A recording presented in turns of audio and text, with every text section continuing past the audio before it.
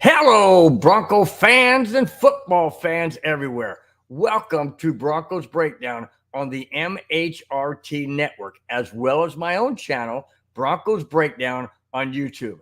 This is a show that is everything Broncos and brought to you with emotion, passion, honesty, and of course, my comments along with yours in the chat. I am your host, Bronco Bill. All right. Before we get to the topics, I will bring those up right now. And those are the topics for tonight on the right-hand side of your screen. They will be highlighted whenever which one we're talking about at the time. And just want to say thanks for everybody watching. Really do appreciate it. You guys are the backbone to this particular show and all the shows. Thank you guys so very, very much. All right. In the chat, I want to give a shout out to Rudy Torres, my brother-in-law from Vegas. Says, "Good Friday to you, Bronco Bill. I'm here." That's great. I'm glad you are here. So am I. So let's dive right into the very first topic. Before we do that, real quick, just hope each and every one of you had a wonderful week. You're ready for the weekend. Thanks so much for jumping in. Wherever you may be across this great country and maybe even other countries, thanks for jumping in and being a part of the show on a very busy Friday night, wherever each one of you may be. Thanks very, very much. All right. Very first topic is a new tight end in Denver. That's right. Like we don't have enough tight ends, but maybe you can't have too many because you just got to start weeding out the ones that are not really at that Sean Payton / Denver Broncos / NFL level. That's best process you can do. You know, people say, I don't want to have quarterback competition or any kind of competition. You have to. You know, iron sharpens iron. You don't sharpen iron by rubbing, you don't sharpen a knife by cutting paper. You dull it. You have to iron sharpens iron. Same with competition. It will allow the cream to rise to the top, and it will also reveal those who just don't get to that level. Here we go. Former LA Chargers tight end Hunter Kempmoyer has been signed by the Denver Broncos. I don't know much about him. Haven't really heard. I did some digging. He never really played. He only played 2 games for the Chargers. Most of the time, he was on their practice squad, but not very much NFL experience. In fact, he wasn't even drafted, and Chargers signed him in 2021. Now he's on the Denver Broncos in 2024. Does he stay? Well, we don't know. That will have to be dealt with. Maybe he just didn't fit into the Chargers system. Maybe it's just something that they felt they wanted to go in a different direction. I don't know what that was or is. But maybe the Denver Broncos system, Sean Payton's offense, blocking offense for run game, slant patterns, I don't know. But it could be that.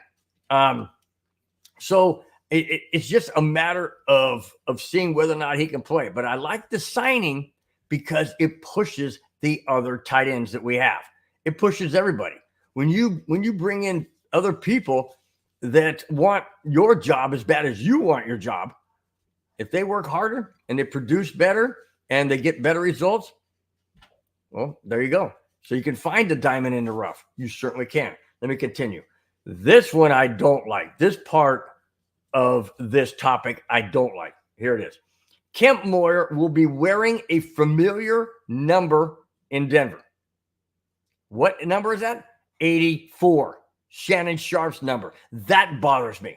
Shannon Sharp is in the Hall of Fame. He should have his number retired, just like Terrell Davis should. It just bothers me that when people are in the Hall of Fame, recognized by the NFL as being great, why is their number still out there? And I know people say, well, you're going to run out of numbers eventually. You're really, you mean to tell me there's 99 numbers in football? Because nobody has triple digits.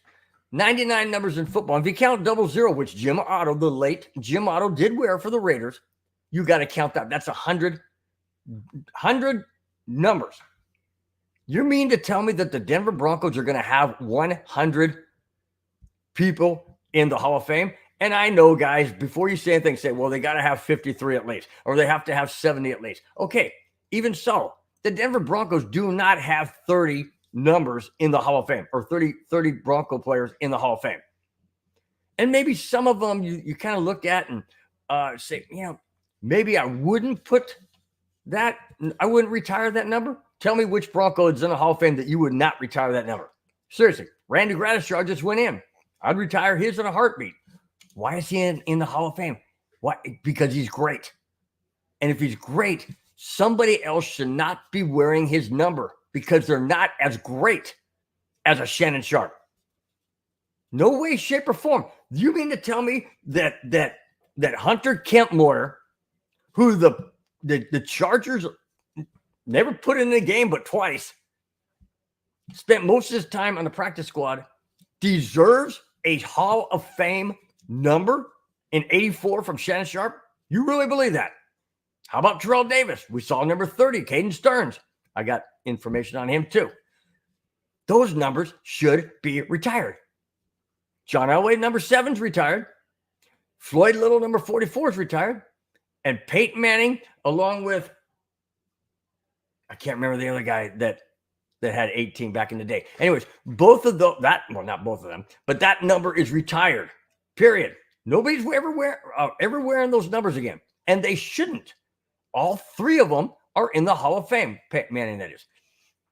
All 3 are in the Hall of Fame. Those numbers are retired for a reason. Greatness, success.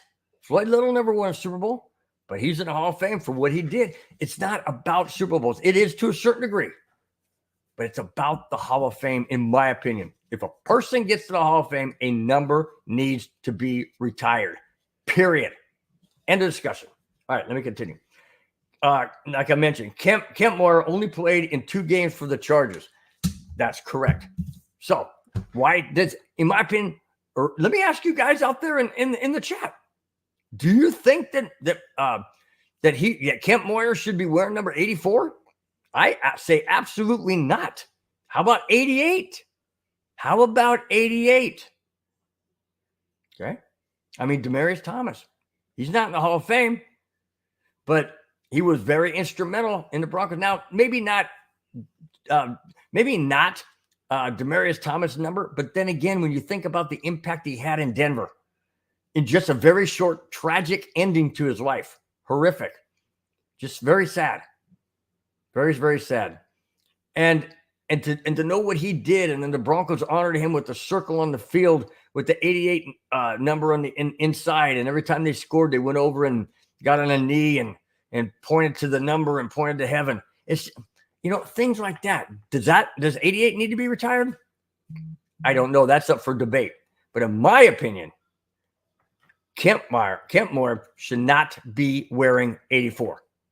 Not be wearing 84 at all. At all. And nobody should be wearing number 30 either. Absolutely not.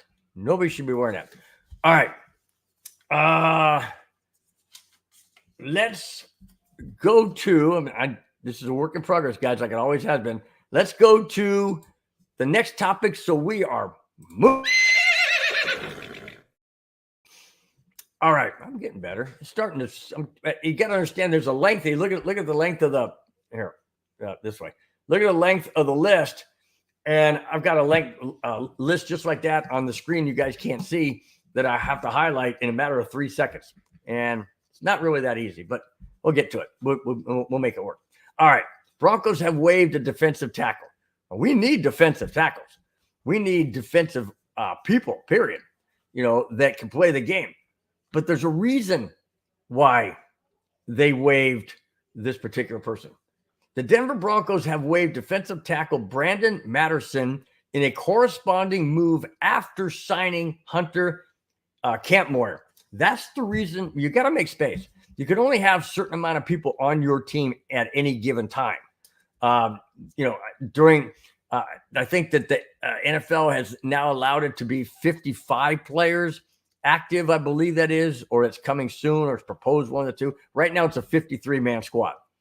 Plus, you can have people on the practice squad, but those are numbered as well.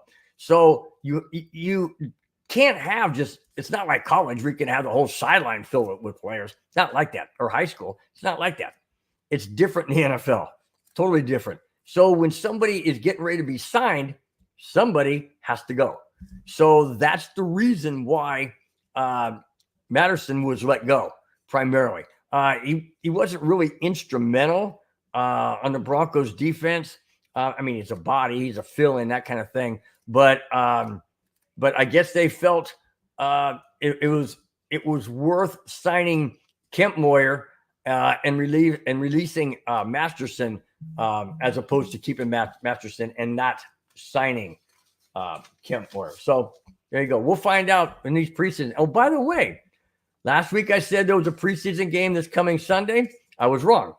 I was corrected in the chat, and rightfully so. Rightfully so, because I pride my show on being honest and trustworthy. So I appreciate that being corrected.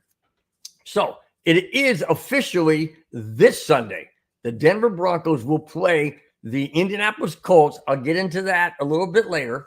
As you look down the list, the Indianapolis Colts, and I believe it's a 10:30 Sunday morning game in California. So wherever you may be, just whatever your time frame would be, hour, 2 hours, 3 hours ahead. If you're across the pond in England or Germany or wherever, we've had some people pop in from there. Some people who used to live in Germany and now in the United States. Anyways, so just your time frame, you'll know what that is, and then hopefully you can watch the game live. I believe it's on the NFL Network, if I'm not mistaken. I believe. I could be wrong. I've been wrong before on some things, so I could be wrong. But check, like they say, check your local listing, and hopefully you'll be able to see the game.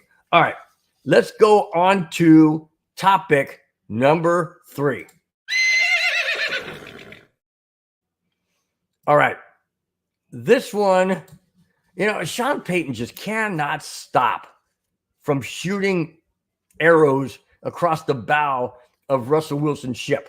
He just can't. He can't help himself. He just can't help himself. He was so, I would have to say, for lack of a better phrase, he was fed up with Russell Wilson. Absolutely fed up. Didn't want anything to do with him. Oh, he made it look good at times, but he really didn't have any desire to fix Russell Wilson. No, he didn't have any desire at all. Because if he fixed him, then he's stuck with him. He didn't want Russell Wilson at all on the team. I can guarantee you that. Absolutely guarantee you that. So he keeps shooting these barbs right across that bow. So here we go.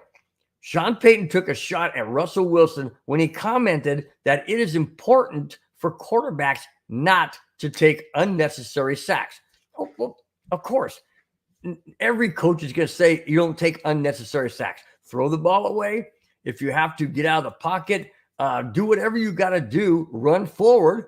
But Russell Wilson did have issues. Russell Wilson did. He's like 5'3". I joke about it, 3'5", I say. I joke about it because he's short. He's short for a quarterback in the NFL. He had been successful in Seattle, but primarily that was due to beast mode, running the ball, and Russell Wilson not having to do a whole lot of throwing. And they had a fantastic offensive line, and obviously they beat the Broncos in Super Bowl 48. But we won't talk about that game. Anyways, so whenever Russell Wilson would drop that back to pass, I'd be cringing in my seat because I didn't know what he was going to do. Most likely he was going to take a sack because he can't see over the offensive line to be able to know where the freaking receiver is. And then when he was scrambling, he's going one way, and the Bronco receivers are going the other way. So it was a debacle, absolute debacle with Russell Wilson at quarterback. But let me tell you what Sean Payton said. Oh, here we go. When asked what the most important things they looked for in Bo Nix or Jarrett Stidham was not taking sacks unnecessarily, was at the top of the list. Of course, he just said that. He just said that he doesn't want, excuse me, guys. He just said that he doesn't want quarterbacks taking unnecessary sacks. What are unnecessary sacks? Well, in my opinion, if you're a quick release quarterback like a Drew Brees, okay, I'll get to that too, like a Drew Brees, like a, let's see, Aaron Rodgers, quick release at times. He likes to run too, but when you have a quarterback with a quick release, Patrick Mahomes, another one, although he likes to run too, but there's a place and time to run. Okay, there's a place and time to run. When if you throw the ball away, it's going to be intentional grounding. That's worse. Could be, unless you take a big sack. The other time that you might not be able to get rid of the ball or whatever is if somebody is right in your face and jumping up. There are times where it's better to eat the ball and play for another down, unless it's third down, than it is to take an unnecessary sack. And Russell Wilson took a lot of them. Yes, some of them was the offensive line, just not keeping the people out. But then again, that's because Russell Wilson's hanging on the ball for 4 hours. He's not getting rid of it. So when that happens, you're going to take unnecessary sacks because you're not thinking. You're not reading the defense. You're not being able to put yourself in a situation to benefit from a pocket. A lot of times Russell Wilson would run into sacks because he would just run around like a chicken with his head cut off. And he'd take sack after sack after sack. And most of the time it wasn't the offensive line. It was Russell Wilson not getting what was in front of him, not understanding what was in front of him. Let me continue. The media was quick to raise an eyebrow when Payton said those comments because it was totally a huge shot at Russell Wilson. Now, why would the media raise an eyebrow and go, whoa, that was directly at Russell? Of course it was at Russell Wilson. Who else did he have last year? Sean Payton's first head coach job in Denver was last year with Russell Wilson and Jared Stidham. He didn't really have a problem with Stidham. He had a problem with Russell Wilson because Russell Wilson was running into sacks unnecessarily because he didn't have a clue on how to throw the ball to the receiver because he couldn't freaking see him. It's easy to take a shot at Russell Wilson for so many different things because he did so many different crazy things. He really did. And I'm not sitting there, trying to beat I don't want to say a dead horse because the Broncos are horses and I'm not going to do that. But I mean, I'm not going to sit there and lambaste Russell Wilson primarily. I mean, there was a lot of fault from Sean Payton. I said it in my show last week that Sean Payton felt that, he came on a little bit too strong with the way he did things, my way or the highway. But yeah, you can have it that way. Just don't do it in such a way that you're turning off your players or your coaches or ownership, whatever. Just you don't need to do that. Everybody does them. New management comes in. I dealt with it at the school district. New management comes in and they're like, "You're doing it this way, Doc. Everything we're cutting, everything back." And no, you don't do it that way. That doesn't work 99% of the time. It doesn't, unless somebody's scared to death and just goes along with it because they don't have no backbone. No, it doesn't work. And when it doesn't work, then you're gonna have turmoil. You're gonna have discord. You're gonna be, instead of spokes going into a wheel, you're gonna be like this. You're gonna be all jacked up. You can't have it. He learned from it. He didn't want Russell Wilson. There was a lot of different issues involved in all that. But now we will, and I will get to that the very last, not the last subject, but down the road, we'll get to we'll get to what's coming up for the depth chart. All right. Okay, let me get to the comments real quick. Kamani Dixon is in the chat. What's up, Kamani? Always nice to see you, my friend. Thank you so much for popping in. Really do appreciate it. Follows it up by saying, another broadcast with you. Yes. All right, man. Thank you so much, Kamani. Really do appreciate it, man. And football is right around the corner, buddy. Like I mentioned a little bit ago, the first game is this Sunday. I know I mentioned last week that it was last Sunday, but I was corrected, and rightfully so, and I appreciate it. It's this Sunday against the Colts, and I will have a depth chart to bring you on that. in just a few more segments, a few more topics. But yeah, Kamani, I can't wait for football. Madungus Creepy and myself are getting excited for the season to bring you Broncos Neighborhood. It's always fun. It's always crazy. You never know what's gonna happen, what's gonna be said. You never know, man. Never know. So everybody out there that's watching, tune in to Broncos Neighborhood week 1 against Seattle. Madungus Creepy and myself will be doing that. I guess it's kind of like a Manning cast, but maybe a little bit more off the wall. I don't know, but it's something similar to that. It's our own way of doing it. Kamani follows up by saying, yes, I love you guys. Absolutely. Kamani, I love you too, man. Man, I feel like I've known you forever. And that's why it's always great to have people in the chat. I don't, at least me personally, I feel kind of a connection. And I really look forward to seeing the names pop up in the chat. I really do. I don't take it for granted, guys. I really don't take it for granted.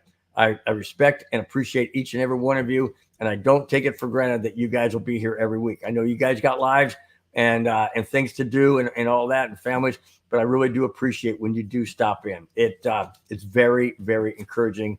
And I love you guys to death. All right, let's go to topic number 4. Here we go. All right. Like I mentioned a little bit ago, speaking of Drew Brees with the quick release and reading defense and all that, Jarrett Stidham has been working out with Drew Brees. Why? Well, Sean Payton loved Drew Brees. He knows Drew Brees. He had Drew Brees on the Saints for 12 years. They won a Super Bowl together, and he single-handedly, along with the other coaches, of course, transformed Drew Brees into a mediocre quarterback with the Chargers before he got hurt and traded to the New Orleans Saints and became a Super Bowl champion. Why? How is that possible? Coaching. Sean Payton, knowing the system, learning the system, absolutely digesting the system, day, night, in between meals, whatever, just grasping everything that Sean Payton was teaching. Now, I'm not going to bash Russell Wilson, but one more time, and that is Russell Wilson never got it. He absolutely never got it. Now, is that his fault? Not necessarily. Maybe he just isn't that type to be able to understand and process a very complex Sean Payton verbiage and playbook. Drew Brees can. Drew Brees did. Russell Wilson, not so much. So what took place is this. The Denver Broncos sent Jarrett Stidham to San Diego. Wow, my backyard. Well, not really. It's about 75, 80 miles from here. But that's where the county I grew up in. Anyway, sent Jarrett Stidham to San Diego to work out with Drew Brees. I didn't know Drew Brees lived here. He may not. They may just use a facility somewhere, whatever. Anyways, Brees broke numerous records and a Super Bowl title under Sean Payton. Payton wants his. Now, this is a lot like John Elway thinking when Elway was a GM. Listen to what Sean Payton said. Sean Payton wants his quarterbacks to emulate the habits of his former quarterback in Drew Brees. Ooh, that's I kind of don't like that because not everybody can be somebody else or emulate somebody else. You can work on it. You can strive to do it, but there is no clone. There is no second Drew Brees. There is no second John Elway or Peyton Manning or Tom Brady. There just isn't. You could have people that say, wow, that guy kind of looks like kind of looks like Peyton Manning, or kind of throws like Peyton Manning, or has the attributes of a John Elway or a Patrick Mahomes. But to sit there and say he wants them to emulate. Now, another thing bothers me about that comment. Listen to this. Think about this, guys. He didn't say anything about Bo Nix. Not one word in that last topic I just read for you. Not one word was mentioned about Bo Nix. Now, Bo Nix is a rookie. Is Bo Nix like Drew Brees already? emulating, so to speak? I don't know. Maybe Sean Payton isn't going to play Bo Nix in preseason or much in preseason. I'll get to that too. Maybe Sean Payton is looking at Jarrett Stidham as being the starter in week 1. And he wants him to emulate Drew Brees' whatever, mechanics, quick release, accuracy, reading defense. I don't know. Didn't say. I don't know what they're working on. But if Sean Payton and the Broncos sent Jarrett Stidham to San Diego to work out with Drew Brees, didn't say for how many days. I imagine it's several. What's the real reason behind that? Well, he said he wants his quarterbacks. That's what it said right here. He said he wants his quarterbacks, not just one in Stidham, quarterbacks. Where's the second one? Where's Wilson? Not Russell. Where's Zach Wilson? Not mentioned. Interesting. When I saw that topic, I went, whoa, I got to talk about this because of the simple fact he said quarterbacks and there's only one. Does it mean it's going to be Stidham this week? Well, preseason starts in 2 days.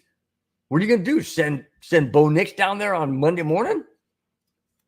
If that was the case, then he wanted his quarterbacks. Why wasn't Bo Nix there? Well, somebody's got to be at practice. Well, he had Zach Wilson. Just keep him in there.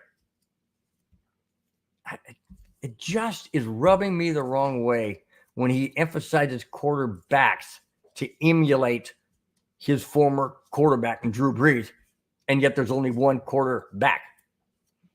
Jarrett Stidham. Interesting. All right, let's go to the comments. Come on, Dixon says from Mountain Dew to Ding Dongs. Yeah. Well, we've run the gamut all over the place, man. When it comes to the Bronco neighborhood, yeah, it's crazy. Let's see. Come on, he says everyone, Bronco Bill, because my grandpa. I don't know about that, man. I don't know about that, but hey, I am a grandpa, that's for sure. I am a grandpa. I have a grandson and a granddaughter, but hey, Kamani, I love it, man. Love your comments always. Love your little twist of things. And it's, I really do look forward to it. Absolutely. I agree with you. Kamani says, let Bo Nix start and call it a day. I agree, but I'll get into that. And then I want some of your comments in the chat, but it's very, very interesting that what I'm about to bring when it comes to the depth chart. It's eye-opening. It really is eye-opening because I never I'm not gonna spoil it. But all right. Okay. Let's go to the next topic, which is a reinstatement of a player that was suspended for over a year. Let's go. All right. I'm not going to even try and pronounce his first name. Last name was hard enough, but I worked on it quite a bit. Uwazurike has been reinstated. Now, for those of you who may not remember, he was suspended for gambling. I'll read this. Article. He was suspended for gambling. The NFL suspended him for 54 weeks. That's over a year. 2 weeks, but that's because it was 2 weeks prior to. Well, I don't know why it was an extra 2 weeks unless they added it on for some reason. Anyways, he was suspended for gambling, and he did some gambling on the Broncos. Ooh, that ain't good. Here it is. The NFL has reinstated Uwazurike after his 54-week gambling suspension, and he has been activated on the Broncos roster. That's fantastic. However, just like when they signed Camp Moyer and cut what was his name? And cut Matterson, there's been another cut because of the reinstatement by Uwazurike, and I'll get into that right after this topic. Uwazurike said, and I quote, "I'm grateful to the Denver Broncos and the NFL for giving me the opportunity to resume my NFL career. I've learned from this situation and taken steps to ensure it will never happen again." End quote. Good for him. Absolutely great for him. Not good, great for him. Because when a person's in a situation where there's a gripping addiction or a gripping tug or outside interference or peer pressure, anything of that nature, it's very, very difficult to get out of. Extremely difficult. And especially if it's peer pressure and you keep hanging around the same people, if it's situational issues, like you're in a certain situation now, you feel like you need this or you need that, or you need to do this or do that, whatever. Those are never good, ever good. So that being said, I commend Uwazurike for owning up to it, for saying, "Hey, you know what? I know I did wrong." Basically, he was saying, I owned up to my gambling situation, and I think and feel it's sincere. I really do, because the NFL did not have to reinstate him. The NFL has been very, very strict and strong against gambling. Period. Especially you can't gamble in the NFL, and no way, shape, or form can you gamble and bet on your own team. Even when you're, even if you're not playing, it doesn't matter. You can't do it because there's possibility of influencing players and things of that nature, or causing things in the game to go a different way, So you can't do it, period. And they don't even want to encourage gambling, so they say you can't do it even on other sports. So the whole thing to me is, if he's not sincere about saying he'd learned his lesson, basically, so to speak, is what he said.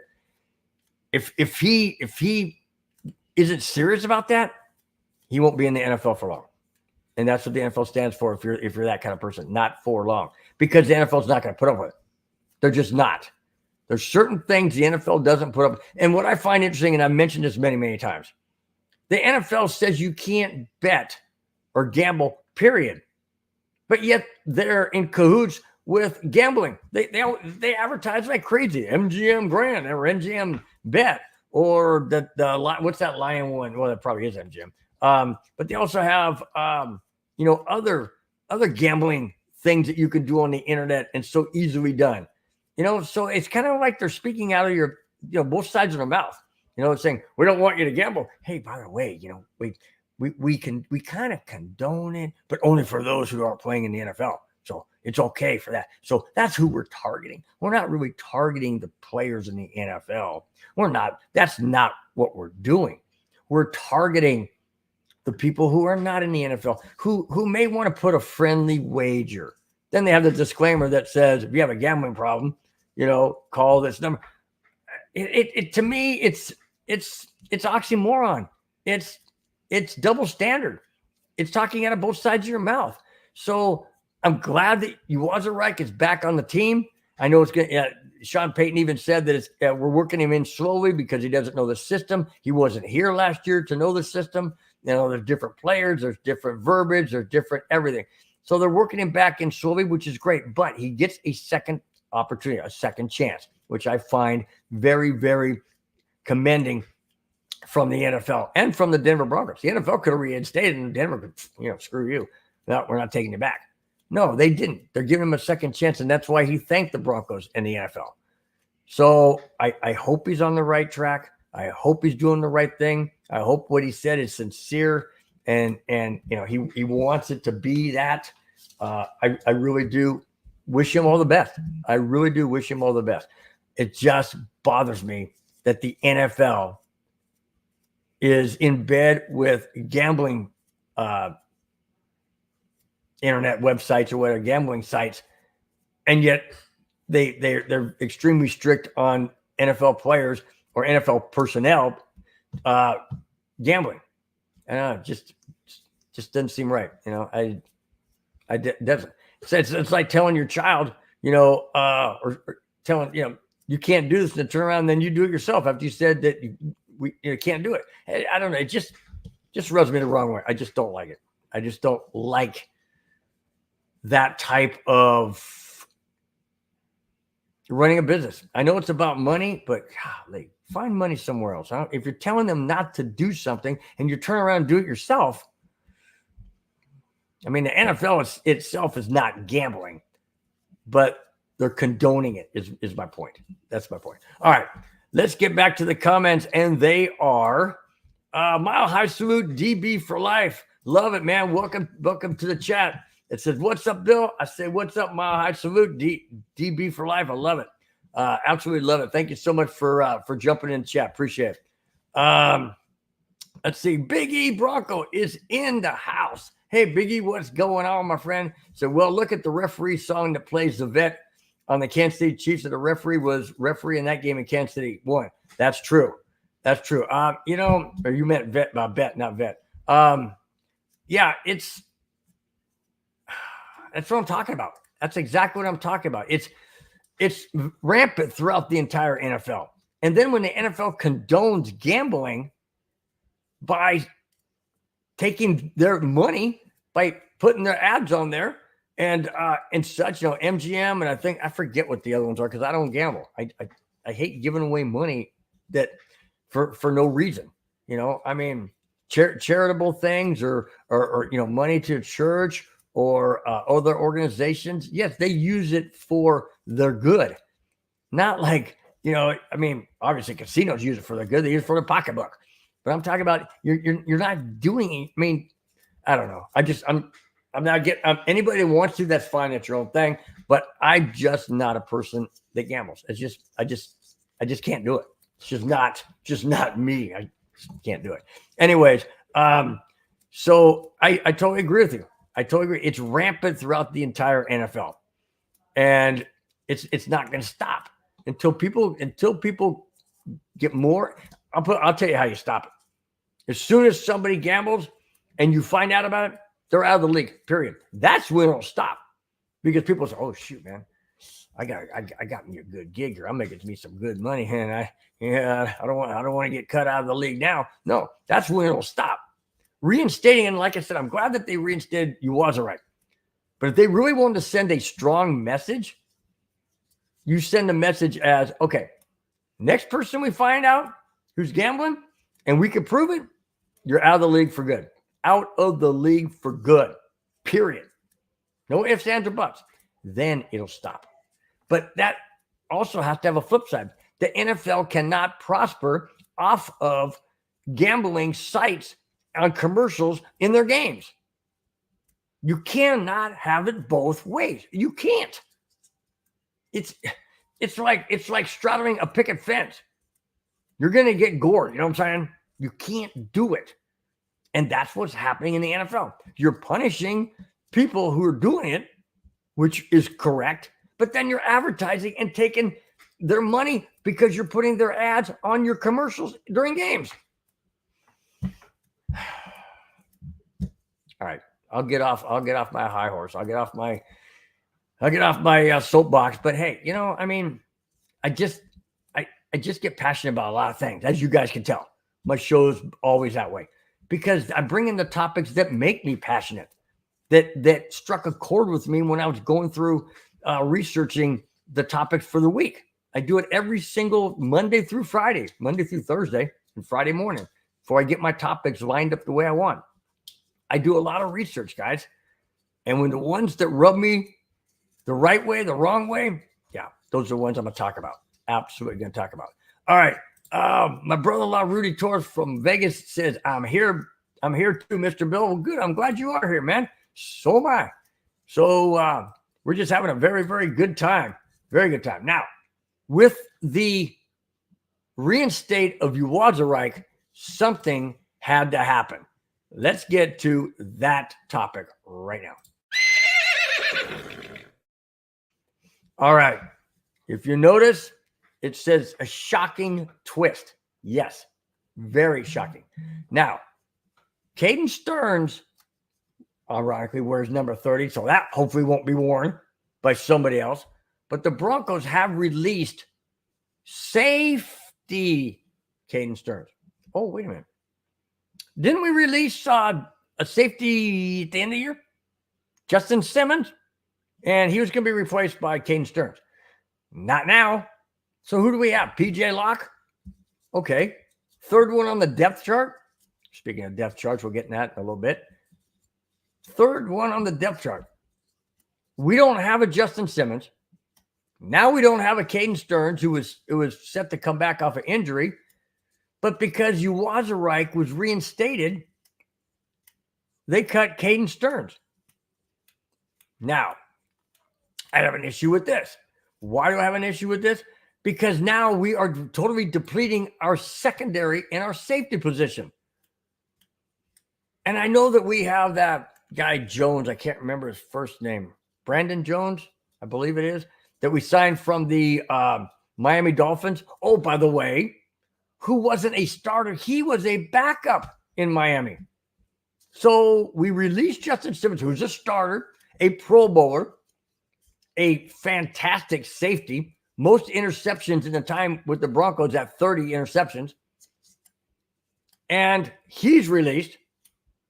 And now we release Caden Sterns because we have Jones. Really? And PJ Locke? Really? That's going to be our safeties. So I ask you guys, what in heaven's name is Sean Payton and George Payton thinking about? Well, we got to save $14 million. You can save it somewhere else. Restructure contracts. Release somebody not nearly as good as a Justin Simmons. Well, if he's not as good, he's not going to be making $14 million. Then cut a couple of people. Restructure contracts. Do what you have to do to keep a Justin Simmons, period. No ifs, ands, or buts. You cannot get rid of your great cornerstone players. I've mentioned this in shows past. You don't get rid of a Justin Simmons, and you don't get rid of a Patrick Surtain II. You just don't. What? I guess they did. And they go, well, we'll be fine. We'll be fine. We got Caden. Oh, no, wait a minute. We don't, because we're bringing back Uwazurike. Oh, who was out for over a year, 54 weeks? And you cut Caden Sterns, who played for the Broncos last year, did quite well before he got injured. But you're going to bring this guy back who's been out of the league for over a year. I have no idea what they're doing. I really have no idea what they're doing. None. I'm confused. I'm totally confused. Some of the moves I like. Most of them I don't. And I don't like the Josie Jewell trade. I don't like the Cushionberry issue being gone. I don't like Jeudy being traded. I'll get into that too. I don't like a lot of these moves. I really don't. Definitely hated the Justin Simmons release because he's a cornerstone guy. Patrick Surtain looked up to him. Even though he didn't play safety, he looked up to him because of the leadership. I've said it before. Something underlying had to have happened. Something underlying had to have happened for the Broncos to not find different ways to come up with saving $14 million and keeping a Justin Simmons. Something else had to happen. I just don't know what that is. I've tried to rack my brain. I just don't know what it is. I don't know. I don't think we'll ever know. I don't think we as Broncos country fans or Broncos fans being Broncos country, I don't think we'll ever know. Absolutely don't think so. All right, let me go back to the comments real quick here before we move on. Come on, he says, calm down, Bill. You're turning red. We all agree gambling is wrong.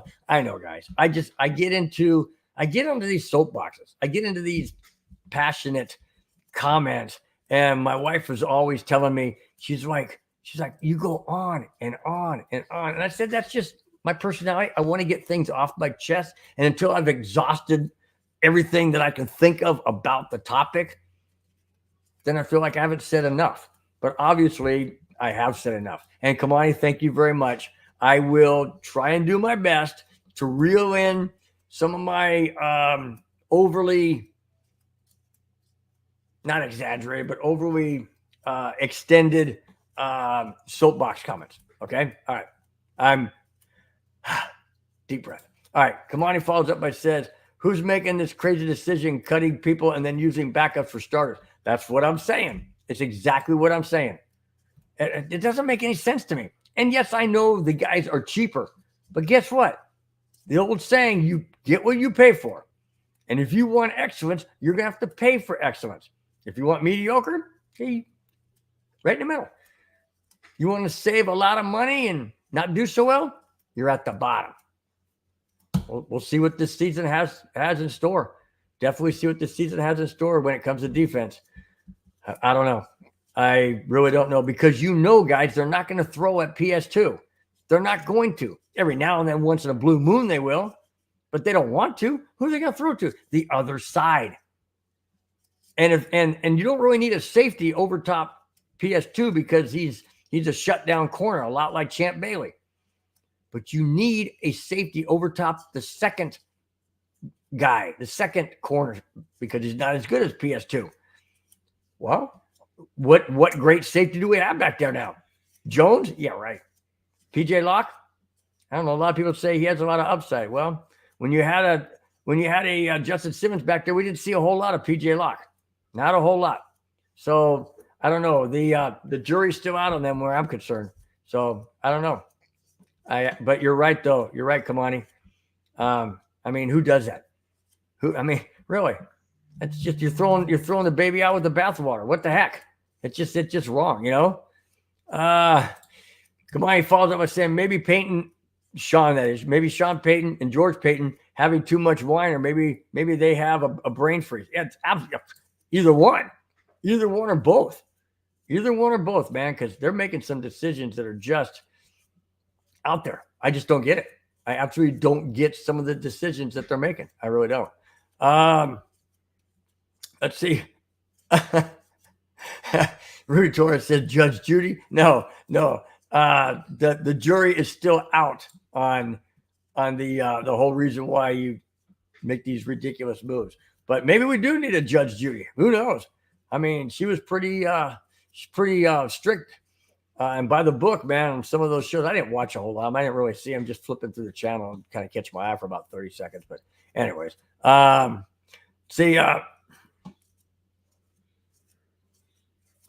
let's see. How's the mother-in-law? I always check in on her. Absolutely, you do. Kamani, thank you so much. She's doing good. She's 95 years old. 95 years old. And you know what? She still cooks. She walks real slow. I mean, of course, you're going to walk slow at 95. But yeah, she cooks. She gets around. Doesn't need any help in getting bathed or dressed or anything. But thank you. Really do appreciate the check-in on her. Really do appreciate it, Kamani. Thank you so very, very much. Okay, so I talked about the Caden Sterns and all that, but I didn't read the actual article. So here it is. The Denver Broncos cut Caden Sterns to make room for reinstated Uwazurike. Sterns has been injured but was expected to be healthy when the season started. Some teams had him in for physical, but he failed the physical. Now, did he fail the physical because he's still injured? Most likely. But that means there were people already interested in signing Caden Sterns because they asked him to take a physical, of which he didn't pass. Not too many people have inclined about Justin Simmons. And I'll get to that the next to the last topic of the show. Not too many people have looked into signing Justin Simmons. Is it because of his contract? I don't think so. $14 million is not that much. For a high quality safety like he is. But there is one that is in talks, and we'll get to that in just a few more topics. But I just thought of it. It just clicked on me, Rudy, when you said Judge Jeudy. No, I'm talking about Jerry Jeudy, not Judge Jeudy. It just dawned on me. Okay, that's what you're talking about. Okay, let's go to the next topic. We'll do that right now. Okay. The throwback jerseys that everybody seems to love. And the only reason why I wore this, I know this isn't the throwback logo, but it's a different orange and blue hat that I normally wear, that kind of thing. So kind of like if you look at the picture in the top left of PS2, it says throwbacks being worn twice. They're going to be worn twice this year. Okay. And there's also going to be an alternate, the all blues, my favorite jersey and uniform of all Broncos ever is the blue jersey and the blue pants. Absolutely my favorite. Absolutely, hands down my favorite. The throwback one, I probably should have worn my throwback John Elway jersey that my son got me years ago. It's a white one. It's a home one. Or was it a away one? I think it's a away one because back then they were orange jerseys like they are now, which is not what I like. But anyways, I digress. But I probably should have worn that. But anyways, they're going to wear the throwback jerseys twice this year. Let me get into the actual article. The Denver Broncos will wear the throwback uniforms 2 times this season and their alternate jersey as well as the alternate jersey as well. The Broncos' 1977 throwback uniform will be worn in Week 5 against the Raiders. That's not by accident. That is not by accident, in my opinion, and I'll tell you why. 1977. I don't know how many of you were Bronco fans back in 77. I was a Bronco fan since 76. 1977 was the year that the other 7, Craig Morton, was the Broncos quarterback for that Denver Broncos team. The Broncos were always a stepchild to the then Oakland Raiders. Oakland Raiders were dominant back in the early 70s, early to mid 70s. And when the Denver Broncos beat the Oakland Raiders in the championship game to have the right to go to Super Bowl and play the Dallas Cowboys, that was monumental. That was the Orange Crush days of 1976 and 77 and 78 and moving on. Those are the Orange Crush days, of which Randy Gradishar was part of which others were part of. And the reason why, in my opinion, they chose the throwback uniform for the 1977 season, those throwbacks, is because of the Raiders. Absolutely. They wanted to honor that Orange Crush team for beating the Oakland Raiders and going to their first ever Super Bowl. Now, they didn't win it. They lost to the Cowboys. I believe it was 23-10. That 10 came up a lot for the Broncos at Super Bowls prior to winning it. But anyways, they lost to the Cowboys. I was crushed. It just absolutely crushed me. And, it was a tough pill to swallow because I figured if we could beat the Oakland Raiders, who we have never or could hardly beat, well, much like today. But back then it was monumental because it was David and Goliath, basically. It was the mighty Raiders against the lowly Broncos, so to speak, until that year. And when the Broncos knocked off the Raiders and went to the Super Bowl, that was the turning point of the Broncos moving forward into the 80s and then winning championships in the 90s and then again in 2016. So that was the monumental stepping stone. And I think it's great that they're honoring that particular year, that particular uniform, and not ironically, but against the Oakland Raiders in Week 5 in Denver. Let me continue. The second throwback will be worn Week 18 against the Kansas City Chiefs, also at Denver, of course. The all blues with the white helmet hasn't been determined as to which game they will wear them. I hope they wear them all year. They won't. But man, I love that all blues. Love the all blues. Absolutely. I don't know. It makes the orange pop. It just looks fantastic to me. Absolutely, it looks fantastic. But that hasn't been determined when they're going to wear them. I kind of would like them to wear them. I don't know all the games are important, but I don't know. Do I want it against a divisional team? I don't really care. I just can't wait to see them because, like I said, they are my favorite Bronco uniform of all, ever. I do like the throwback away jersey that my son got me years ago with John Elway's number on it. I love that one. It's very comfortable. I like the design. Now, if they went to that one completely, I would have no problem with it. No problem with it. It's just, I don't know, just something about the All Blues. And I promised Kamani that I wouldn't get on a soapbox and go nuts with extending the topics, but that, yeah, I have no, I don't, you know what? I don't care anymore. I went on a soapbox about the uniforms change and everything, but I don't like change really unless I make it, only because I'm unaware. I don't like to get caught off guard. That bothers me. I get very defensive when I get caught off guard. And so when that happened, I was very against it. I was very like, I'm not buying a uniform. I can't stand it with it. You know what? Hey, if they win in them, fantastic. I'm all about wins. I don't care what they wear. Well, I do. I don't want to see, I'm not going down that road. Anyways, so, it doesn't matter. I just want wins. And as long as we get wins, hey, I'll be one happy camper. They can wear whatever the heck they want to. All right. Before going on to the next topic, back to the comments. Let's see. Kamani Diggs says, well, let me put it up real quick.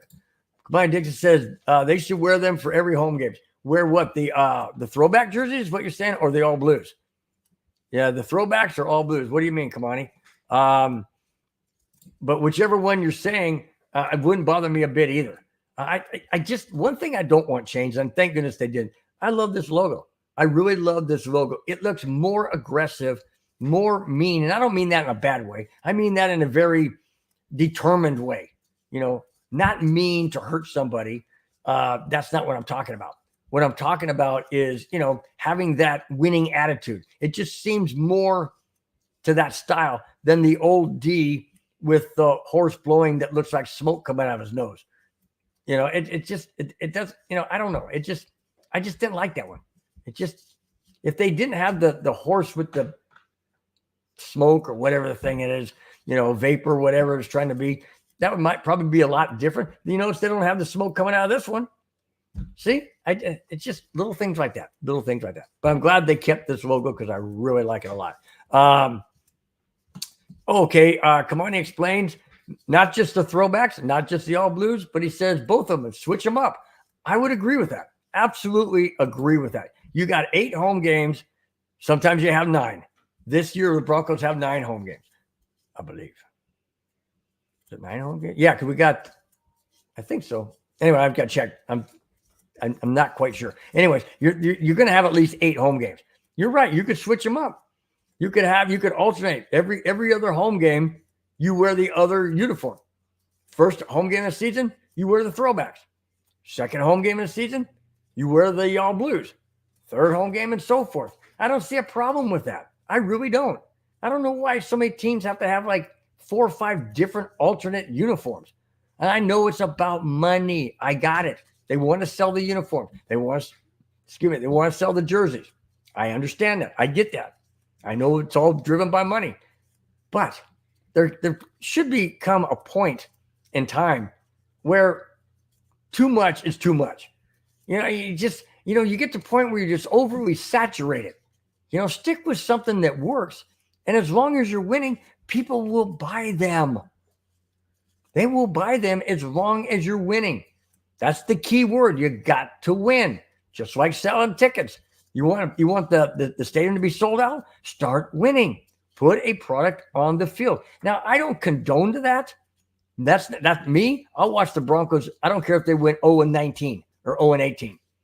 It wouldn't bother me. Or 0-17. They play 18 games or bye. Okay, think though. It wouldn't bother me if we went 0-17. I mean, it would bother me because I'm a Bronco fan. I want wins. But what I'm trying to say is I'd still watch the games. I still would watch the games. Absolutely. Because that's my team. But a lot of people aren't like that. A lot of people only want to watch the game if they're winning. Well, you're not guaranteed of any of that. You're not guaranteed of a win. I'm a big Cub fan, as you can see behind me on the flag. I'm a big Cub fan. I watch every Cub game. I have the MLB.TV app. I watch every Cub game.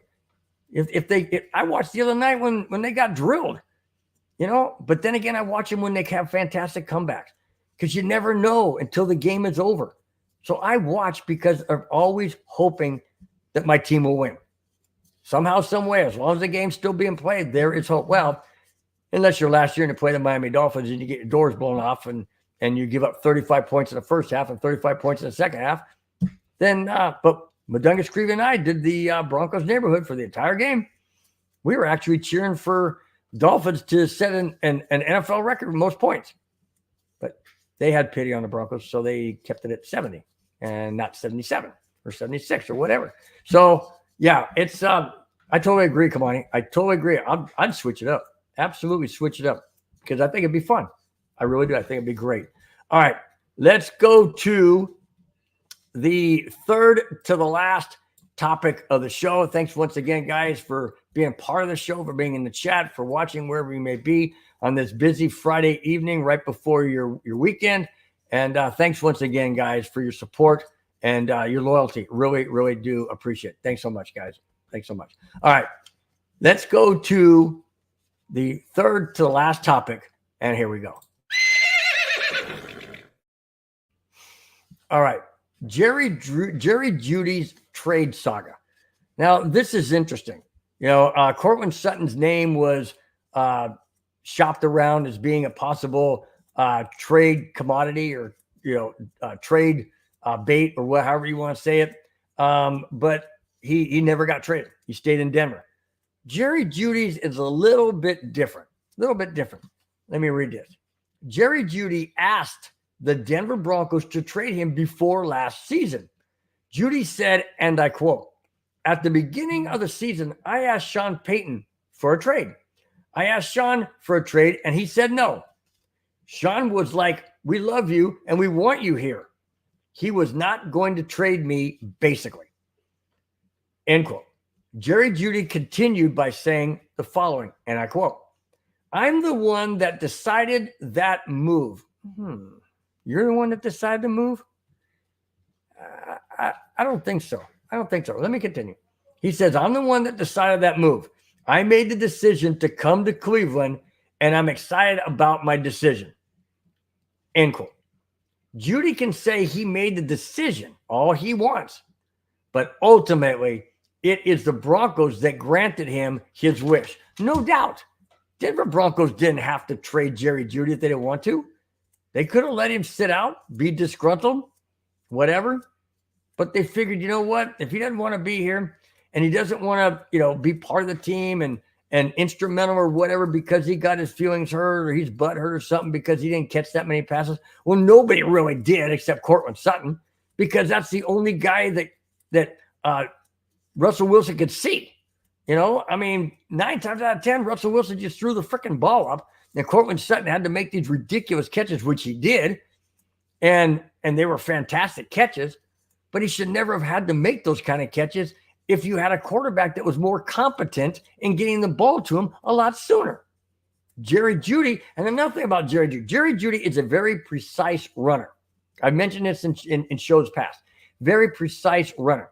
If you have a quarterback running to the right and Jerry Jeudy's designed route is to run up and to the left, there's no way he's going to be able to see. There's no way he's going to be able to see what Jerry Jeudy is doing. There's no way he'll be able to see him because he's running the wrong way. Russell Wilson runs to his right. Cortland Sutton's more of a, hey, where's my quarterback? I'm going to go find him and get open kind of guy, or a 50-50 jump ball kind of guy. Jerry Jeudy is not that type of route runner. He's not. He's a very precise route runner. And that's why Jerry Jeudy was getting frustrated because he wasn't getting the ball. Well, no kidding. You're doing the route, and Russell Wilson's running all over creation and then getting sacked.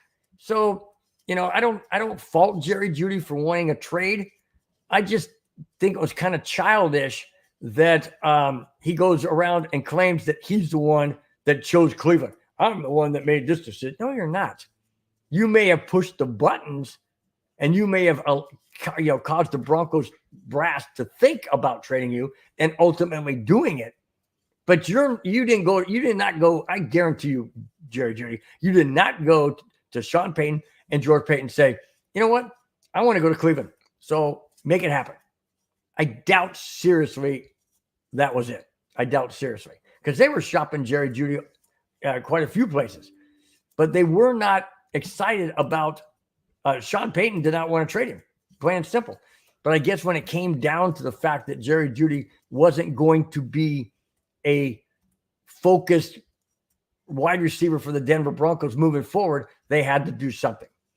Now, when did they ask Jerry Jeudy, hey, what are some of the teams you want us to talk to? I don't know. I doubt that. I don't know.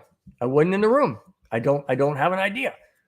But it just seems strange that, you know, he would do something like that, or that the Broncos would grant him that. Maybe they did. Maybe they did.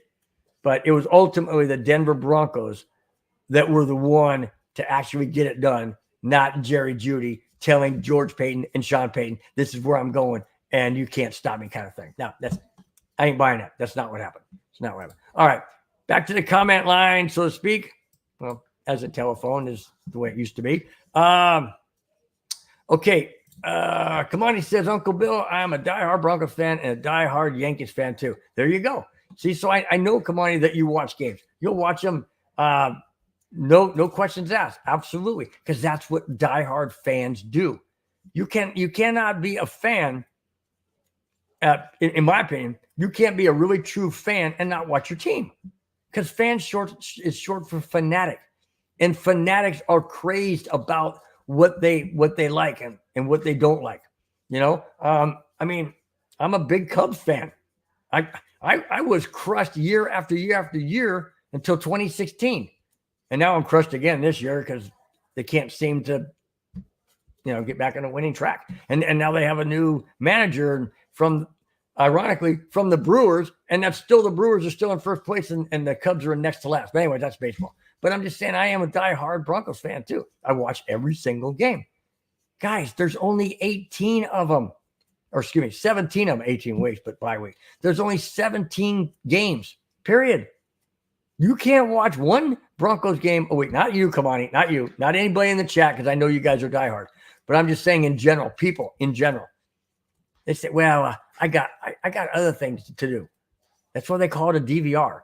Well, you know, I'd rather watch it live. Then watch it live. It's only 3 hours, 3.5 hours of one day of a 7-day week, period.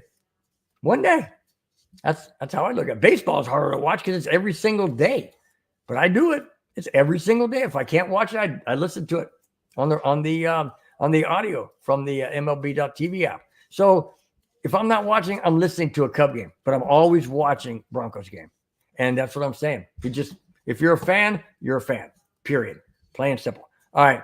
Kamani also follows up by saying, I think it was both ways with Jeudy and Broncos. I think they both didn't want the spotlight on him and the Broncos. Great point, Kamani. They had enough negativism swirling around when Hackett was hired and enough swirling around with the whole Russell Wilson debacle. And then with Sean Payton coming in and throwing barbs at Hackett and throwing Wilson under the bus and yelling at him on the sideline. Yeah, you're absolutely right. I think they're like, okay, whoa, we're done. We don't want any more spotlight. We want to stay under the radar. Let's just move on. Let's just move on and let him go where he wants to go.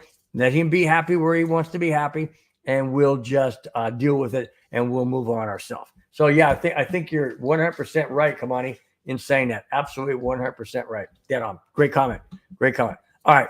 Let's go to the last topic, and that is now. All right, guys. I was talking about Justin Simmons earlier, saying that Caden Sterns has already had some teams inquire about his services, and yet he didn't pass the physical, which could have been due to his injury recovery or whatever, but he didn't pass. But Justin Simmons hasn't really been contacted by a lot of teams. Why? Could it be contract? Could it be age? I mean, he's only 30. It's not that old. But could it be age? Could it be contract? Could it be salary, what he wants to be getting in the future? Could it be long-term contract he wants? Could be a number of things. But there is one team that has already started to talk to him. Here it is. Since the Denver Broncos released Justin Simmons earlier this year, he has yet to be signed by any NFL team. However, he has met with the New Orleans Saints this past week to discuss the idea of joining forces. Saints coach Dennis Allen said about Simmons, and I quote, "This is a guy that has been a good player in our league for a very long time. He's a player that has shown an interest in us." Oh, really? Well, why? Dennis Allen. There's a lot of connections between Justin Simmons and the New Orleans Saints, players and coaches. Okay, let me continue. We have guys on our staff and guys that have played with him. End quote. Nothing has been finalized as the season gets closer, but Allen did say the following, and I quote, "The Saints and Simmons representatives and we are probably a lot closer than earlier talks." End quote. There you go. Does Justin Simmons go to the Saints? Well, if he does, guess what, guys? The Denver Broncos play the New Orleans Saints this year in New Orleans. It's already going to be a tough game because Sean Payton's going to be going home to where he coached the New Orleans Saints for 12 seasons, and Drew Brees. He's going back. Regardless if Justin Simmons is on the team or not, he is going to the Saints because the Denver Broncos play the Saints this year. If Justin Simmons is on the Saints, do you think for one moment he isn't going to get amped up for that game? He isn't going to get pumped up for that game? You know Justin Simmons knows Sean Payton. He knows the Broncos defense. He played on it for 8 seasons. He played under Sean Payton last year. He played under the coaches that the Broncos have last year, including the defensive coach in Vance Joseph. He knows Joseph's scheme. You don't think for 1 minute he goes to the Saints. If he goes to the Saints and he spills all the beans that he knows about the Broncos and what they like to do in certain situations,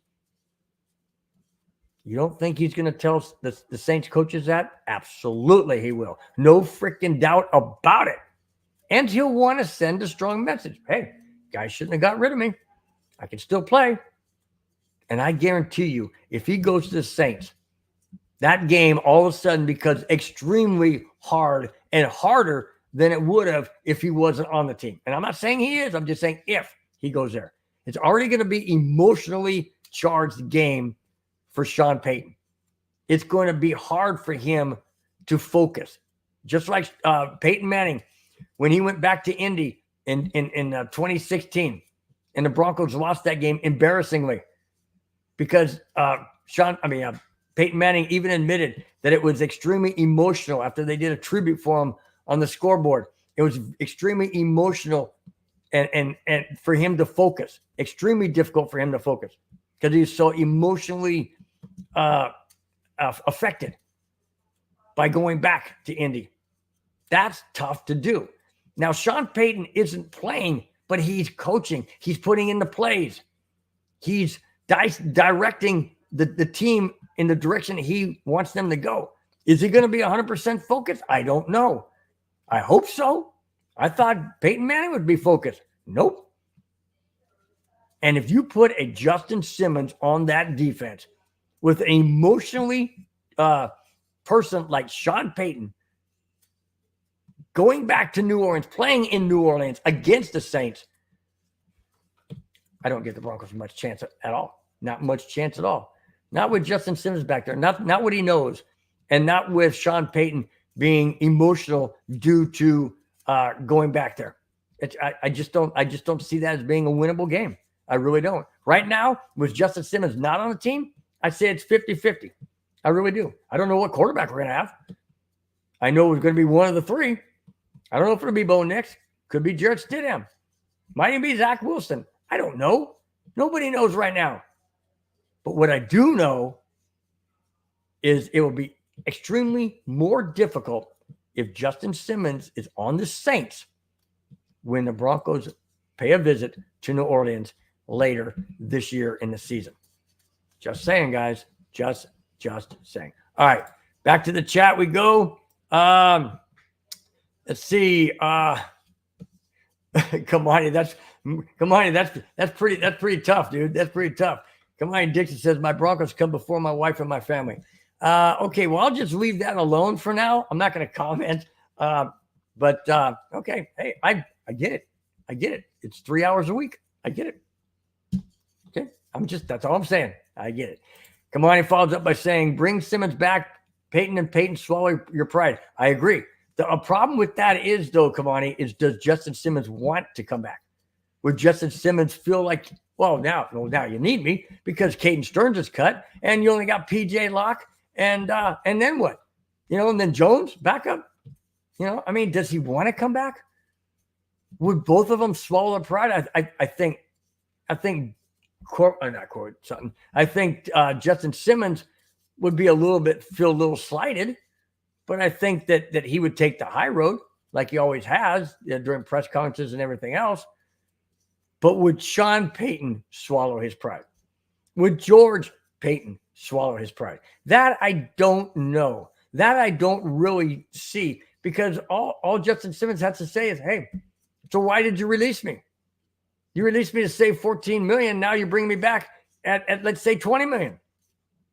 Because that's, he's not going to come back for 14. If they let him go for 14, he's going to want more. I mean, I don't see that come on. I will absolutely love it. Absolutely love it. I just don't see it. I just don't. And it saddens me. It really does because Justin Simmons is he's a heck of a player. He's a heck of a person, heck of a player. And I think the world of this guy. I really do think the world of Justin Simmons. It's sad. I hope he goes to a team who, in his own words, respects him and wants him. I mean, obviously the Broncos didn't want him or they would have found a way to keep him. And Kamani also followed that up by saying, yes, he's going to be hyped. And what if he gets an interception, go for a touchdown or get a safety sack? There you go. There you go. I mean, that's basically what I was saying in a nutshell when I said that he's going to be amped up. He's going to be pumped up. He's going to want to send a message. That's exactly what I was saying. Yeah. What if he gets, how about the winning interception? How about a winning interception? That would be devastating. Absolutely devastating. And what if Bo Nix is the quarterback in there? And Bo Nix is having a really good day, and then he throws that pick to Justin Simmons because Justin Simmons knows not what play's coming, but he has an idea. And he just jumps Cortland Sutton or he jumps somebody else, Tim Patrick, and then runs for a touchdown. And that's the winning score. Yeah, that would be a tough pill to swallow. I think all of Broncos country would throw up as soon as that happened. Absolutely. Because we all know how fantastic of a player Justin Simmons is. And yeah, Kamani, I did not want to say that. You said it. I did not want to say it because I knew that it would put a bad taste in my mouth. But hey, you're 100% absolutely correct. What if? What if? Well, we can say that about a lot of Bronco players that have gone to other teams. We can say that about Josie Jewell. What if he gets a critical sack? What about Jerry Jeudy when we play the Cleveland Browns? What if he gets a critical catch that puts him, in line for the winning field goal or sets him up for a first and goal in the end zone or gets a touchdown that is, puts the icing on the cake, that kind of thing. Those things are going to hurt. They're going to hurt big time. And we have enough players out there that were on the Broncos last year that are not on the Broncos this year that could do damage to the Broncos when we meet them this coming season. We got several teams that we're going to be playing that have former Broncos that were on our team last year. It's not going to be easy, guys. It's not going to be easy. People say, "Oh yeah, we're still friends." To say, "Yeah, but not between the hash marks. Not on the field. You're not friends. You're trying to win the game."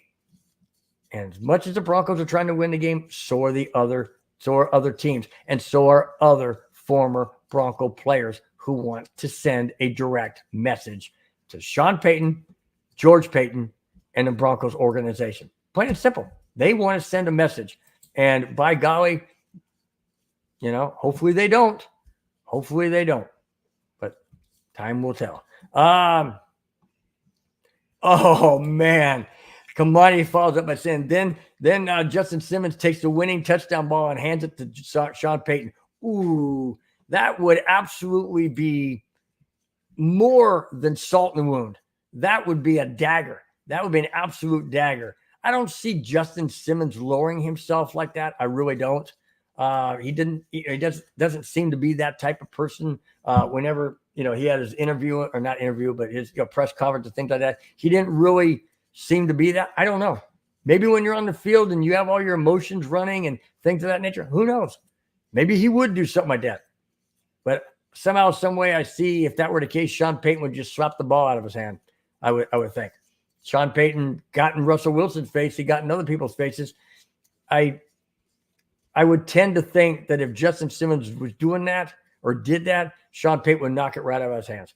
And two wrongs don't make a right. So I don't see Justin Simmons doing that. Hopefully he doesn't get a chance to even think about it, because hopefully he doesn't get a winning interception should he join the New Orleans Saints. All right, let's move on to the very last topic for today's show. Once again, guys, thanks for being a part of the show. Whether you're in the chat or you're just watching, thank you so very much. Really do appreciate it. If you like the show, if you like the content, if you like this crazy 66-year-old guy talking about football, do me a favor, subscribe to the channel. It means a lot. You can subscribe to MHRT Network as well as Broncos Breakdown on YouTube. Please do so. It means a lot. Really do appreciate it. Also, hit the thumbs up. That lets everybody else know that comes across the channel that, hey, you like the show, you like the content, and it really does show other people how much you do like the show. So I really do appreciate that, guys. Please do so. Thank you so much. All right, very last topic, and here it is. All right, here is the unofficial depth chart that Sean Payton has released prior to the first preseason game this Sunday against the Indianapolis Colts. All right, let me get into it. It's a little bit lengthy, but we'll break it down. All right, here we go. With the Broncos preseason set to get underway this Sunday against the Indianapolis Colts, Denver has released their depth chart. Last Tuesday, it was revealed that Bo Nix was listed first. Oh, okay. Well, yeah, he's second because Stidham is the incumbent, right? So Bo Nix was listed as second. Nope. Listen to this. Eye-opening to me. Last Tuesday, it was revealed that Bo Nix was listed as the third quarterback, not the first. No, wait a minute. Zach Wilson was a non-participant in the last few practices with the number ones. He wasn't. It was Stidham and Bo Nix. So how in the world is Zach Wilson above Bo Nix in the depth chart? Doesn't make any sense. Hold on. Sean Payton explains. It's Jarrett Stidham, Zach Wilson, and then Bo Nix. According to Sean Payton, here is his reasoning. He said, and I quote, this is interesting. Rookies don't get any love on the first depth chart. What? Rookies don't get any love? What if they're playing great? What if you have, a receiver that just lighten it up and he's a rookie? You go all of a sudden just goes to the bottom? Really? In preseason, you're not going to be playing somebody who's doing really well, even though they're rookie. You're not going to be playing them with your first string? That doesn't make any sense. If you're doing well, why would you not be playing with the first string? Let me continue. I'm still quoting Sean Payton.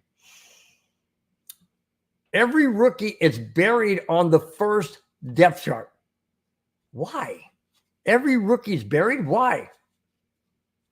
Don't want to lose their confidence, like playing with the first string and making a lot of mistakes because you're going against the other team's first string? Maybe that has something to do with it. Maybe it also has a fact to do that Jarrett Stidham is the only quarterback on the Broncos team that was on the Broncos team under Sean Payton last year and played the last two games of the season and went 500. Won a game, lost a game. Maybe that's a reason. But why is Zach Wilson ahead of Bo Nix when Zach Wilson was absolutely removed from the first string the last 2 practices. Well, once again, maybe it's because Zach Wilson has been in the NFL and knows the NFL type of system. Bo Nix doesn't. He's a rookie. But Sean Payton has said many times, Bo Nix is learning this system very quickly. He's soaking it up like a sponge. He's asking, awesome questions. He's learning everything he can. He's absorbing everything we're telling him and teaching him. He's got great footwork. He releases the ball quick. He's got great accuracy. Oh, but he's a rookie, so he's at the bottom of the barrel. Makes no sense. So when he comes in the game, he's not going to be playing with the first or even against the first. Okay? I mean, Sean Payton's a head coach in the NFL, and he's had success. I'm not a head coach in the NFL. I've never had success in the NFL because I've never been in the NFL. So, I mean, I can't say that he doesn't know what he's doing. What I can say, it doesn't make sense to this guy. That's all I'm saying. Doesn't make sense to me. But let me continue. All right, let me continue. And I'm still quoting Sean Payton. I have to have a depth chart for the NFL, so it's easy to push the rookie players to the back of the line. Okay, I'm not trying. Here's a excuse me, guys. Here's the spin side of it. Then he follows it up by saying, it's easy to push the rookie players to the back of the end of the line. But I'm not trying to send messages. Well, what are you sending if you're not sending messages? You're telling everybody this is a depth chart, that it's easy to push the rookies back to the end of the line because they're rookies. Oh, but I'm not trying to send a message. The key word there is trying. He didn't say I'm not sending messages. He says I'm trying not to send messages. But you're sending messages, Sean. Let me continue. Rookies are just sent to the back of the line, period, end quote. Okay, so it's easy to send them to the bottom of the barrel, so to speak. But I'm not trying to send a message, but it's just easy to put them in the back. You're sending a message, dude. You're sending a message. And the message is rookies are at the bottom of the barrel, period. Oh, even if you're drafted number 12 in the draft order this year, and he's a quarterback, and you want him to be your franchise quarterback, but you put him at the back of the line. Wow. Okay. So we'll see what happens. Then I need to follow that up. It's not on the screen because I just got it right before the show started, that the order for the first game of the preseason is going to be Jarrett Stidham's going to start out. Then it's going to be Bo Nix, not Zach Wilson. The depth chart was a depth chart that they had to give to the NFL. They can move it around a little bit and finalize it, but they had to put out a depth chart on Tuesday, which they did. That's why Bo Nix was put at the bottom of the barrel, so to speak, or the back of the line. But now as it's getting closer towards the first preseason game, and they've had numerous practices, and Bo Nix has gotten better, or whatever the reason is, it's now Stidham's going to start. Bo Nix is going to come in at some point in time in the first game, and then Zach Wilson will finish up, most likely against the third string line. So there you have it as far as the depth chart. What does it mean? Probably means nothing. Probably means nothing. But then again, some of those words and some of those comments that Sean Payton made, I'm trying not to. I'm doing my best. I'm trying not to. Well, I don't know. We'll see. Come Sunday, I will be watching the game. Come Sunday, I'm going to really, really enjoy watching. And I'll probably have something to say about it on my next show this coming Friday. This next Friday. Excuse me. All right, let's get back to the chat. Kamani says, "Hey Bill, you're 66. Wow, I'm 11 years older. I am, me, not him. I'm 11 years older than Kamani. Okay, great, Kamani. Well, good. You got a lot of years ahead of you. That's great, man. It's fantastic. I hope I don't look 66. I hopefully don't sound 66.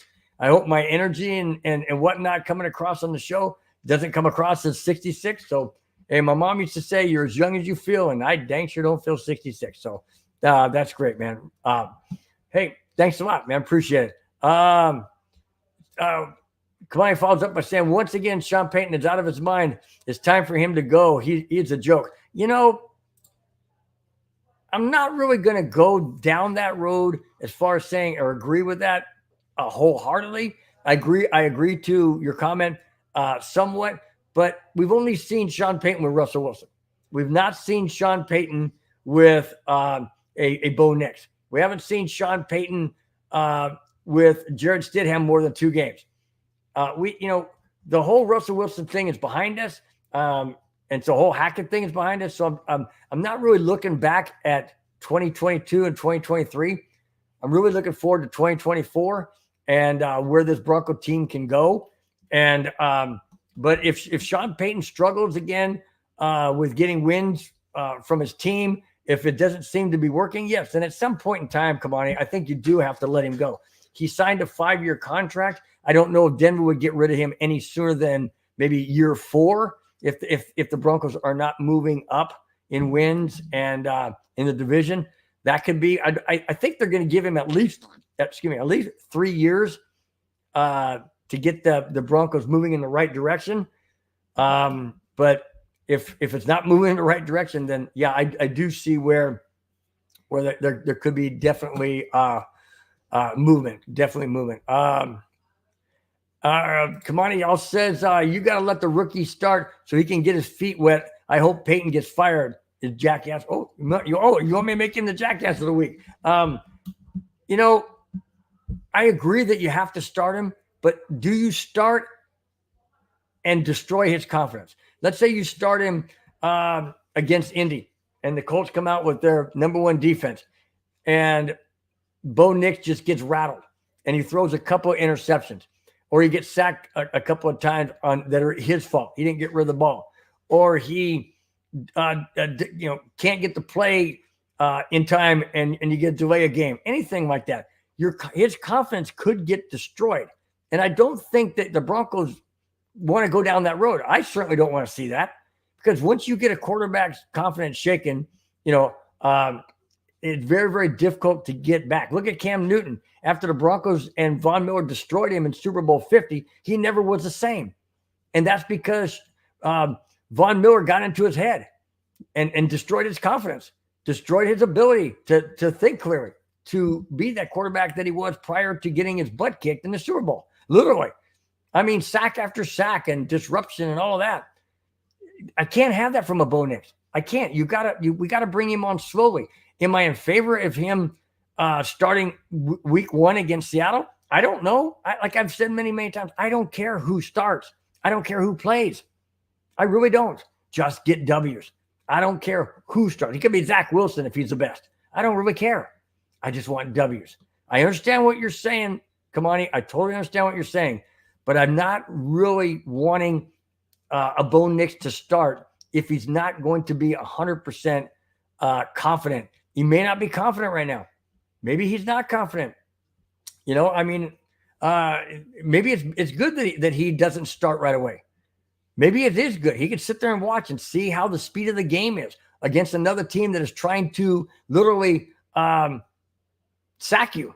Unlike the Broncos practices where the own defense isn't going to rough up Bo Nix. When you're in a game, even if it's preseason, these guys are fighting for their jobs.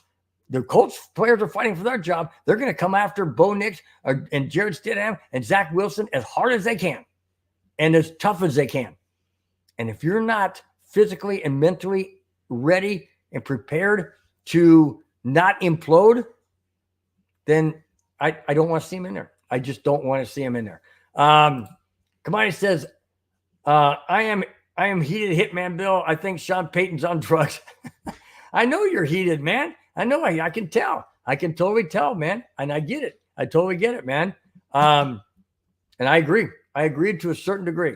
Does that make sense? I agree to a certain degree. Anyways, yeah. But I see where you're coming from, Kamani. I just am a little hesitant to throw him to the wolves, so to speak. If it's baby steps that he needs, then and to be a fantastic quarterback and play in the league for 10, 12, 15 years, I'm totally in favor. Totally in favor. I just don't want to see this young kid's confidence be shaken, destroyed, have a major setback. I just don't want to see it. I don't want to see it. Okay, Kamani disagreed with me. That's totally fine. Totally fine. Let Bo Nix start. I disagree with you, Bill. He needs his feet wet. And he needs to experience the good and the bad. All right? You make great points. You make great points. Let's just see what week 1 preseason brings. And let's see if Bo Nix starts week 2. If he starts week 2, then that's a move in the right direction.